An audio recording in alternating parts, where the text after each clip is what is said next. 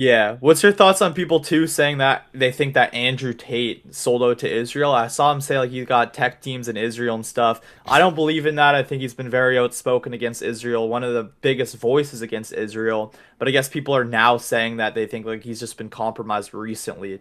I've also heard theories too that like Clavicular is purchased by Peter Thiel and like I guess they're trying to like get into this whole looks maxing thing and get a lot of those people kind of signed and like basically tell them you could be big, you could be popular but do not speak about Israel. Do you think that Israel's also going after influencers too? No, I don't think those influencers. I think others, yeah, but they'll never be able to infiltrate people like that because Yeah, Clavicular only cares about one thing, and that's looks maxing. So he's never going to have any yeah, sort of political influence. He's going to have cultural influence, and he's more of a populist type of streamer. And so his whole thing is looking better, improving oneself, how to talk to women, these kinds of things. That's his whole thing, and I think that's entertaining, and I 100% support that because he's helping the youth and getting their swagger back, specifically young men. So I think that he's playing a vital role, and I love what he does. I don't think that he's confiscated by Israel. I think that's yeah. a lunatic and heretical thing to say. That makes no sense. In regards to Andrew Tate, look, his interview with Patrick Bet David, they put the pressure on him, which I really didn't like from the PBD guys. I thought that that was a little bit of a blow Yeah. and a shadowy They move. I might be wasn't. bought by Israel after that. After that interrogation, like they sat him down and pressed him for like over an hour. I was thinking maybe Patrick's or bought by Israel after that. Yeah, I mean, look, they could have asked him the questions that they wanted and kept it to 10 or 15 minutes and then moved past it, but they kind of pressed him for, I think, almost an hour. And the thing with Tate, and Nick said this, and I agree, Tate is in a tough position where he can go back to jail, and he can go back to jail for a long amount of Yeah. time. And so he's Yeah. got to keep the things that he says clean. He's got to keep them somewhat acceptable. So if a judge does one day decide to convict him, they don't have extra ammunition than they already would have been given if he was outspoken about these topics. And so it's difficult to really attack him, in my opinion. I think that anybody can say things and ridicule him, and that's fine. Everybody's got their own prerogative. But if I spent time in a jail cell and I was threatened to go back to jail again, I'm not gonna be the guy who's super outspoken. I don't think that I'm the tough guy either. So until you've kind of been through Yeah. those things, I think it's kind of unfair to make a judgment against him. But I understand why people are upset, and I think again the PBD guys really pressed him, and I wish Andrew would have told him, hey, let's just move on from this topic. But it is what it is, and I'm sure he Yeah. shares a close relationship with those guys, and so that's the way they conducted that interview. Yeah.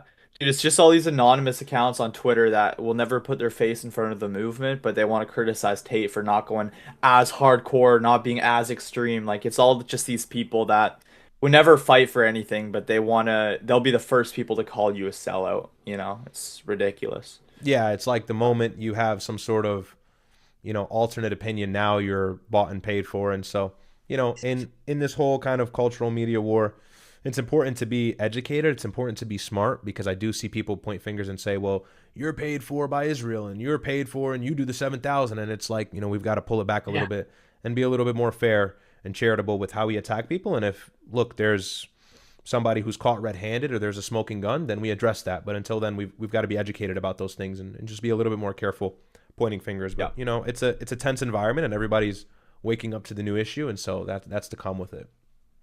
Yeah.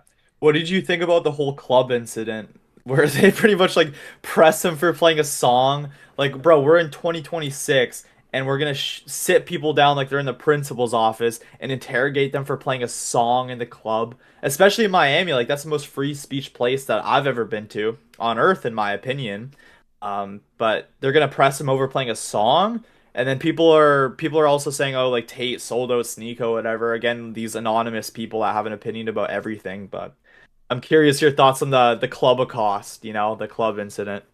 Well, first of all, obviously my brother's Myron, so I was really tuned into the stream, and Yeah. they were at the house, they were chilling. I was watching, chilling at home, and they got into the club, and so it was super loud, and I didn't really like want to watch at that point because there's not much to see.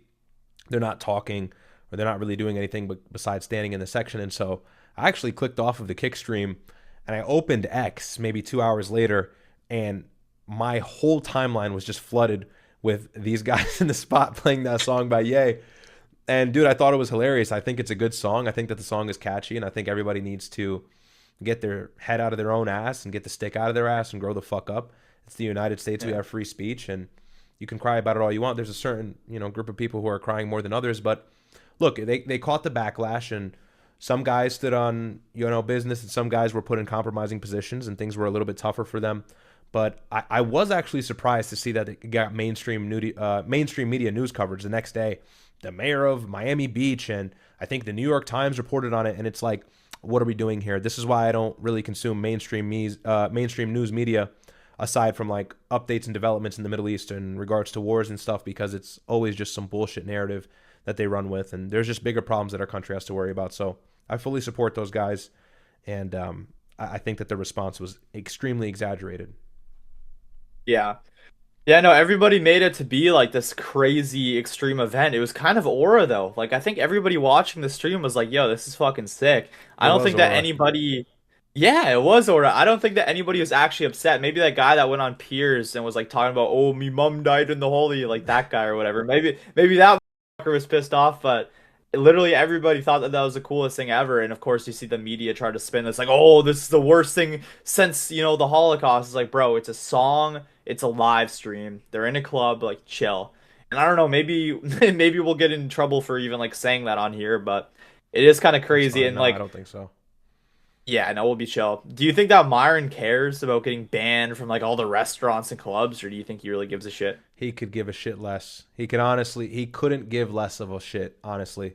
My Yeah. brother is very regimented, and so he does the same things all the time. He's not somebody who goes and enjoys restaurants and goes to the club. I think that was his first time in the club in like years. The whole thing was because obviously, Nick is like the one guy who hasn't been to the club, and so it'd be funny like let's bring Nick to the club and let's have a good time. And he actually enjoyed it, and I think he did enjoy it from watching the stream. And so Mhm. everybody just decided to have a good time, but I don't think any of those guys actually avidly club like Sneeko or Nick or Myron, and so I don't think it's going to change anything for them. And it's just in Miami. Anywhere else, I think that they're good, but it was a Mhm. massive over response. It was ridiculous. Like, and they couldn't Yeah. even prove who played the song as well. So, for all that they knew, Yeah. it could have been anybody. But I mean, if they really wanted to blame somebody, maybe blame the DJ because he's the one who has autonomy over what music is playing in the club, not them. But regardless, my brother could literally care less, and he's already mega canceled at this point, anyways. So it doesn't hurt him. Yeah. Not that it really like matters, but do you know who actually did play the song? I'm curious. Yeah, I do. I do know who played the song, and they we'll stop there. But I do know who played the song. Yeah. Yeah, we're not trying to do no snitching out here, you know what I'm saying? We're Yeah, not trying yeah. to not trying to be snitchers, but yeah, it is kind of crazy. Like they're trying to like get everybody like tell on each other, like, "Oh, who put the song?" And it's like, bro, it's a fucking song. But Yeah, yeah. I'm curious. I'm curious your opinion too. The whole like Tate case and like the whole like persecution against him. Why do you think that Tate in specific they wanted to put in jail? My theory is, of course, he was influencing the youth and he was getting the youth to stand up and kind of like better themselves and be like men again. You know what I'm saying? Like kind of stand up and have that red pill ideology. But what's your thoughts on the whole like persecution of the Tate brothers? Because I don't know if we've ever seen this in history, like influencers getting put in jail for the things that they say. That's pretty unheard of, I'm pretty sure, but curious your thoughts. Yeah, I mean, history repeats itself, right? Look at Jesus Christ. Look at the great philosophers of Greece, or the Greek philosophers. I mean, it always happens with somebody who's outspoken and speaks the truth or kind of changes the mass opinion of the public. And so I was definitely surprised to see how hard they attacked them. But there's two main reasons as to why the Tates suffered the way they did or they were persecuted to that degree. One, they had the influence of not only the youth, but young men. And that's really important. Young men have the ability to make changes in policies. They have the ability to cause insurrections and overthrow governments and overthrow rulers and overthrow leadership and get in these positions of powers and make changes we can physically oppose. And so that's always a fear. I think that Tate had a large amount of influence in his run. He was the most Googled man on the planet. He really was. And so every young man was obsessed and really loved everything that he had to say. And he was a big leadership figure at that time. And so that was a threat. The kids in the UK were telling the teachers that they don't have a Bugatti or what color is your Bugatti. And so I think that they realized this Tate Yeah. guy's got a little bit too much influence than we can account for or really control.